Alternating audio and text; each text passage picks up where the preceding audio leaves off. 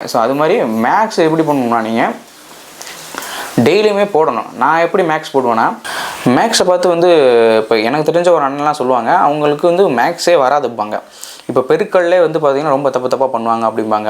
ஆனால் அவங்களும் group 4 pass பண்ணாங்க. எப்படி பாஸ் பண்ணாங்கன்னா, ஃபார்முலாஸ்லாம் படிக்கும்போது ஃபார்முலாஸ்லாம் படிக்கும்போது எப்படின்னா மொட்டை மனப்பாடம் பண்ணுவாங்க ஃபார்முலாஸ்லாம். நான் அப்படிலாம் ஃபார்முலாஸை மொட்டை மனப்பாடம்லாம் பண்ணலை. என்ன பண்ணணுன்னா, இப்போ இது ரெண்டையுமே நான் பேலன்ஸ் பண்ணிடுவேன். ஒரு கொஸ்டின்ஸை பார்த்த உடனே இதுக்கு நம்ம ஷார்ட்கட் மெத்தட் போடலாமா இல்லை ப்ரீஃப் மெத்தட் போடலாமே வந்து மேக்ஸிமம் ஒரு 5 செகண்டில் முடிவு பண்ணிடுவேன். இதுக்கு வந்து நம்ம ஷார்ட்கட் மெத்தட் யூஸ் பண்ண முடியாது, அப்போ ப்ரீஃப் மெத்தட் போடலான்னு சொல்லிட்டு ப்ரீஃப் மெத்தட் போயிடுவேன். இப்போ யூத் பேப்பரின் இனிய வணக்கம். யூத் பேப்பர் நண்பர்களுக்கு வணக்கம். என் பேர் முனியப்பன். நான் திண்டுக்கல் மாவட்டம் செங்குறிச்சிலேருந்து வரேன். நடந்து முடிந்த குரூப் 4ல் 178 கொஸ்டின் கரெக்டாக போட்டு ஸ்டெனோகிராஃபரில் ஸ்டேட் ஃபஸ்ட்டும் ஓவராலில் 174வது ரேங்க் எடுத்துருக்கேன். மேக்ஸில் வந்து பார்த்திங்கன்னா வந்து நான் 27 வந்து இந்த தடவை கேட்டிருந்தாங்க. நான் வந்து 24 எடுத்திருந்தேன். 24 எடுத்திருந்தேன். 3 கொஸ்டின் வந்து மிஸ்டேக் பண்ணியிருந்தேன். மேக்ஸில் வந்து நம்ம எல்லா கொஸ்டின்ஸ் வந்து போடுறதுக்கு என்ன பண்ணணும்னா, மேக்ஸ் வந்து கண்டிப்பாக டெய்லி ப்ராக்டிஸ் தான்.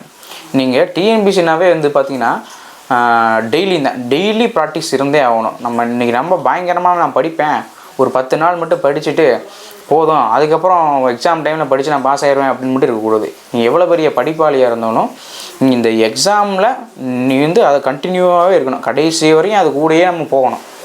கொஞ்ச நாள் வந்து விட்டுட்டு நான் கொஞ்ச நாள் பிடிச்சிருவேன் அப்படின்னு மட்டும் இருக்கக்கூடாது. ஏன்னா பிடிச்சிடலாம், ஏதோ வந்து ஜஸ்ட்டில் தான் பிடிக்குமே ஒழிஞ்சு ஒரு டாப் லெவலில் கிளியர் பண்ணி நமக்கு பிடிச்ச போஸ்ட் எடுக்கணும்னா வச்சுங்க, அந்த கண்டினியூட்டி ரொம்ப முக்கியம். ஒன்றுமே படிக்காதவங்க கூட ஸ்கூல் டைம்ஸும் சரி காலேஜ் டைம்ஸும் கூட வந்து அதிகமாக படிச்சிருக்க மாட்டாங்க, ஓரளவு தான் இருப்பாங்க. ஆனால் இந்த டிஎன்பிசி வந்ததுக்கப்புறம் டெய்லியுமே படித்து அவங்க வந்து எக்ஸாமில் நல்லா கிளியர் பண்ணி நல்ல வேலைக்கே போயிடுவாங்க. ஸோ அது மாதிரி மேக்ஸ் எப்படி பண்ணணும்னா நீங்கள் டெய்லியுமே போடணும். நான் எப்படி மேக்ஸ் போடுவேன்னா, இப்போ நான் சொன்னது எப்படின்னா வைகரி புக் பார்ப்பேன், எஸ்எஸ்சியில் பார்ப்பேன், அப்புறம் வேறு ப்ரீவியஸ் இயர் கொஸ்டின்ஸ் அதெல்லாம் பார்த்துருவேன். அதுக்கப்புறம் ஸ்கூல் புக்ஸில் வந்து மேக்ஸ் பார்க்கணும். ஏன்னா இப்போ ஒரு 25 மேக்ஸ் வருதுன்னா அதில் ஒரு 5 மேக்ஸ் வந்து ஸ்கூல் புக்கில் வந்து எடுப்பாங்க. அது நம்ம வந்து ஸ்கூல் புக்கை பார்க்காமே நம்ம போட்டுடலாம் அப்படின்னு நீங்கள் நினைக்கக்கூடாது. ஏன்னா அது ஒன் வேர்ட்லேருந்து வரும், உள்ளேருந்து வரும். ஸோ அப்போ நம்ம வந்து ரொம்ப ஒரு பெரிய சம்மாக இருக்கும். அந்த சம்மை வந்து எங்கேயாவது ஒரு இடத்துல வந்து கஷ்டமாக இருக்கும். ஸோ அதை நம்ம ஏற்கனவே முன்னாடி போட்டு பார்த்துருந்தோம்னா ஈஸியாக நம்ம அதை போட்டு மார்க் வாங்கிடலாம். அந்த டைமிங்கில் போய் ஒரு பெரிய 5 மார்க் கொஸ்டின் 1 மார்க்காக கேட்பாங்க. அங்கே அதில் நம்ம அதை செஞ்சுட்டு இருந்தோம்னு வச்சுக்கோங்க, ரொம்ப லேட் ஆகும். ஸோ அப்போ நம்ம வந்து முன்னாடி அதை போட்டு பார்த்துருந்தோம்னா ஈஸியாக நமக்கு அது வந்து செய்யும்போது டக்கு நம்ம போட்டு ஈஸியாக நம்ம மார்க் வாங்கிடலாம். ஸோ அதனால் நீங்கள் ஸ்கூல் புக்ஸ்லேயும் மேக்ஸை பார்த்துடணும். ஏதாவது ஒரு புக்ஸை வாங்கி வந்து நல்லா பார்த்துட்டு டெய்லியுமே போட்டு பார்க்கணும். ரேண்டமாக இதை இப்படி ஒவ்வொரு டாப்பிக்காக முடிச்சதுக்கப்புறம் ரேண்டமாக ஒரு கொஸ்டின் எடுக்கணும். ரேண்டமாக கொஸ்டின் எடுத்து 25 கொஸ்டின் நம்மளால் போட முடியுதா? 25 கொஸ்டின் நம்ம போட முடியல, ஏன் போட முடியல, அது எந்த டாப்பிக்கில் போட முடியல, அது எப்படி கேட்டிருக்காங்க. ஸோ அதை பற்றி நம்ம தேடணும்.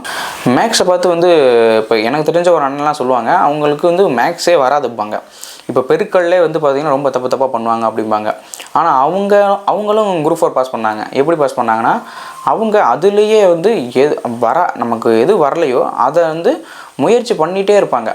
தொடர்ந்து எப்போ பார்த்தாலும் மேக்ஸ் போடுவாங்க. மேக்ஸுனே சிந்தனையாக இருக்கும். ஏன்னா மிச்சத்தெல்லாம் நல்லா படிப்பாங்க, ஜிஎஸ் படிச்சிருவாங்க, தமிழ் படிச்சிருவாங்க. அந்த மேக்ஸில் தான் அவங்களுக்கு போகிறனால மேக்ஸில் நம்ம நல்லா மார்க் வாங்கணும்னு சொல்லிட்டு அதுக்கான டைம்ஸ் ரொம்ப ஸ்பெண்ட் பண்ணி அது படித்தாங்க. ரொம்ப டிஃபிகல்ட்டான கொஸ்டின்ஸை வந்து கேட்டிருப்பாங்க. ஈஸியான கொஸ்டின் கேட்பாங்க, டிஃபிகல்ட்டான கொஸ்டின் கேட்பாங்க. ஸோ அதை நம்ம சொல்லி கொடுத்துட்டோம். ஒன் டைமு அந்த கொஸ்டினை ஒரு 5 தடவை 6 தடவை எழுதி பார்த்துருவாங்க. அவங்க அந்த கொஸ்டினை வந்து ஒரு 5 தடவை 6 தடவை எழுதி பார்த்துருவாங்க. கஷ்டமான கொஸ்டின் 5 தடவை 6 தடவை எழுதி பார்த்துருவாங்க. அப்படிங்கும்போது அவங்களுக்கு ஃபுல்லாக மனப்பாடம் ஆயிரும். இந்த கொஸ்டினுக்கு ஏன் இந்த கொஸ்டின் இப்படி கேட்டிருக்காங்க, அதில் என்ன ஒரு விஷயம் இருக்குது, அதில் எப்படி நம்ம ப்ரூவ் பண்ணால் அதுக்கு ஆன்சர் வரும் அப்படிங்கிறது நல்லா தெளிவாக தெரிஞ்சிடும். ரொம்ப மேக்ஸ் வர பயப்படுறவங்க என்னென்னா, நல்லா எழுதி பாருங்கள். மேக்ஸ் நல்லா எழுதி பார்க்கணும். கொஸ்டின்ஸும் எழுதி பார்த்துடணும், இதையும் எழுதி பார்த்துடணும். ஒவ்வொரு டாப்பிக்கும் அப்படி தான். இப்போ சுருக்குகள்லாம் வந்து சுருக்குகளும் அப்படி தான். அளவியல்லாம் பார்த்திங்கன்னா அந்த ஃபார்முலாஸ்லாம் படிக்கும்போது எப்படின்னா மொட்டை மனப்பாடம் பண்ணுவாங்க ஃபார்முலாஸ்லாம். நான் அப்படிலாம் ஃபார்முலாஸை மொட்டை மனப்பாடம்லாம் பண்ணலை. என்ன பண்ணணுன்னா, ஒவ்வொன்றுக்குமே வந்து ஃபார்முலா எப்படி உருவாச்சுன்னு நான் படிச்சுட்டேன். நான் போகும்போது அளவியலுக்கு வந்து இப்போ ஒரு உருளை இருக்குது, அந்த உருளைக்கு வந்து ஃபார்முலா எப்படி அப்படின்னு கேட்டால் அது எப்படி உருவாச்சுன்னு வந்து ஒரு தியரம் மாதிரி போட்டு படித்து வச்சுட்டா எனக்கு எப்போதுமே அந்த ஃபார்முலாஸ் மறக்காது. அந்த மாதிரி நீங்கள் படிக்கணும். இப்போ மேக்ஸில் நீங்கள் ஃபார்முலா என்ன பண்ணணுன்னா வந்து எப்படி அந்த ஃபார்முலா வந்துச்சு அப்படிங்கிறத வந்து நீங்கள் முதல்ல என்ன பண்ணணுன்னா அதை தெரிஞ்சுக்கணும். ஃபார்முலா எப்படி வந்துச்சுன்னு தெரியாமல் அதை மொட்டை மனப்பாடம் பண்ணிங்கன்னா கண்டிப்பாக அது வந்து அது மறந்து போயிடும். அளவியல்லாம் முக்கியமாக, ஏன்னா அளவியலில் வந்து ஒரு 50% எப்படின்னா ஃபார்முலா தெரிஞ்சால் நீங்கள் வந்து ஆன்சர் போட்டுடலாம். இதுதான் வந்து ஒரு முக்கியமான தாரக மந்திரமாக இருக்கும். அப்போ நீங்கள் என்ன பண்ணணுன்னா ஃபார்முலா எப்படி வந்துச்சு நம்ம தெரியணும்.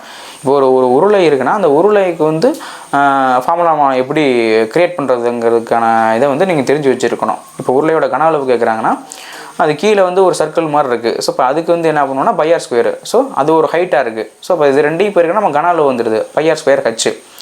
இது மாதிரி ஒவ்வொன்றுக்குமே நம்ம வந்து தெரிஞ்சு வச்சுக்கணும். ஒரு முக்கோணத்துக்கு எப்படி வந்து ஃபார்முலா வந்துச்சு, சமபக்க முக்கோணத்துக்கு எப்படி ஃபார்முலா வந்துச்சு, ஒரு அரை உருளைக்கு எப்படி வந்துச்சு, அரை வட்டத்துக்கு எப்படி வந்துச்சு, அப்புறம் உள்ளீடற்ற உருளை. ஸோ இந்த மாதிரி நிறையா இருக்குது. இதெல்லாம் எப்படி வந்ததுன்னு டைம் எடுத்து நீங்கள் பண்ணிடுங்க. நான் வந்து இந்த ஃபார்முலாஸ்க்கு மட்டுமே என்ன பண்ணேன், ஒரு 1 வீக் ஸ்பெண்ட் பண்ணேன். 1 வீக் வந்து வேறு எதுவும் படிக்கலை. போவோம், காலைல எடுப்போம், இதுக்கு ஃபார்முலா எப்படி வந்துச்சுன்னு பார்ப்போம், அது வந்துச்சா ஓகே. ஸோ இப்படி ஃபுல்லாக படித்ததுனால மேக்ஸிமம் வந்து மேக்ஸ்க்கெலாம் ஃபார்முலா நம்ம சொன்னோன்னே ஞாபகம் வந்துடும். ஏன்னா அப்படி வரலைன்னா கூட நாங்கள் எழுதி பார்த்து கண்டுபிடிச்சி வச்சுருவோம். அதனால் வந்து மேக்ஸ்லாம் ஃபார்முலாஸ்லாம் அப்படி பண்ணிங்கன்னா மேக்ஸ் கொஞ்சம் ஃபார்முலா மறக்காமல் இருக்கும். மனப்பாடம் மட்டும் பண்ணாமல் இருங்க.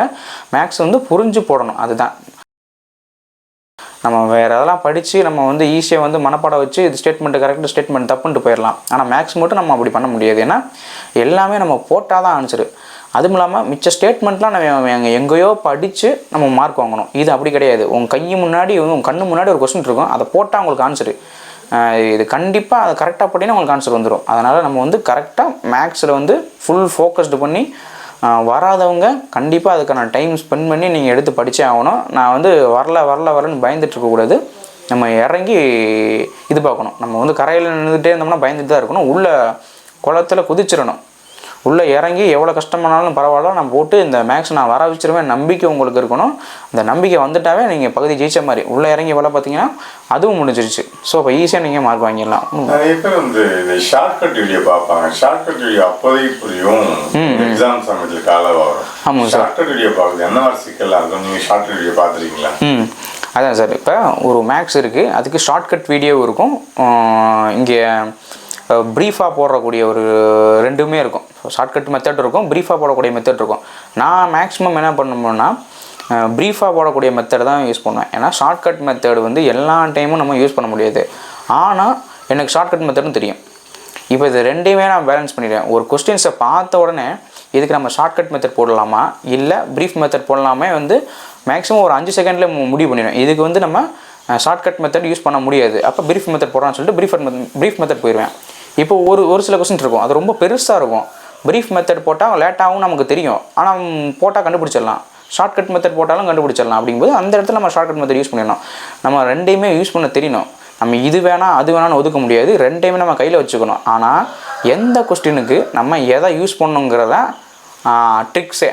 ஒரு கொஸ்டின் பயங்கர டஃப்பாக இருக்குது, அந்த இடத்துல ஷார்ட்கட் யூஸ் பண்ணணும்னு வச்சுக்கோங்க, ஈஸியாக எடுத்துகிட்டு போயிடலாம். ஈஸியாக இருக்குது அப்படிங்கிற நம்ம நார்மலாகவே போட்டு போயிடலாம். ஒரு சில வந்து ரொம்ப கஷ்டமாக இருக்கும், அதுக்கு ஷார்ட்கட் யூஸ் பண்ணாலும் போட முடியாது. அப்படிங்கும்போது நம்ம அது வந்து நார்மல் மெத்தடில் போட்டு தான் டைம் எடுத்து தான் அதை பண்ணி ஆகணும். அதுக்கு வந்து வேறு வழி இல்லை. அப்போ நம்ம இந்த 2 மெத்தடும் நீங்கள் வந்து தெரிஞ்சு வச்சுக்கணும்.